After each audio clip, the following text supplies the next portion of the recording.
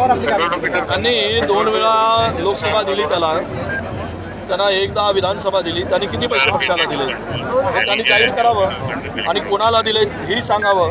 खरं तर दुर्दैव आहे की उमेदवारी ही पक्ष देत असताना मेरिटवर निर्णय घेतो आणि त्यांनाही तो निर्णयसुद्धा मेरिटवर झालेला आहे. नामदेवराव किरसाण साहेबांना ज्यांना जर उमेदवारी मिळाली ती विजयाची क्षमता त्यांच्यात आहे, विजयाची निवडणूक जिंकण्याची जे सर्वे होता तो होता, लोकांची मागणी होती.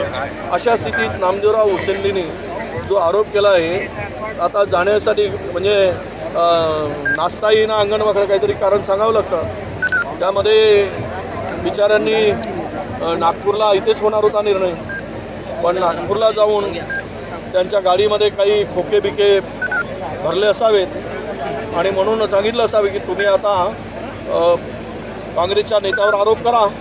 खोकेबाजावर विश्वास ठेवतील का लोक? बिना खोक्याने झालेलं काम नाही. आणि महाराष्ट्रामध्ये जे खोके घेऊन गेले होते ते बोके जसे माजले आणि त्यांचं अधपतन या निवडणुकीमध्ये होत आहे, तसंच अधिपतन पुढच्या भविष्यामध्ये राजकीय मला वाटतं की राजकीय मृत्यूला नामदेवराव कवटाळलेत. कारण तिकडे एवढी स्पर्धा आहे तर यांचा स्थान कुठे आहे? त्या घरामध्ये घर पहिलेच भरला आहे, दरवाजा लावून घेतला आहे. यांना दरवाजा ठोकायसाठी वॉचमन म्हणून उभं केलं आहे. हे ठोकत राहतील पण त्यांचा दरवाजा काही उघडणार नाही हा मला विश्वास आहे. विदर्भामध्ये पहिल्या फेजमध्ये काय स्थिती राहील? आम्ही 5ही ठिकाणी सक्षमतेनं लढतो आहोत. 5ही ठिकाणी काँग्रेस जिंकणार 100%. महाविकास आघाडी आणि इंडिया जिंकणार हा आम्हाला पूर्ण विश्वास आहे. लोकांमध्ये परिवर्तनाची लाट आहे.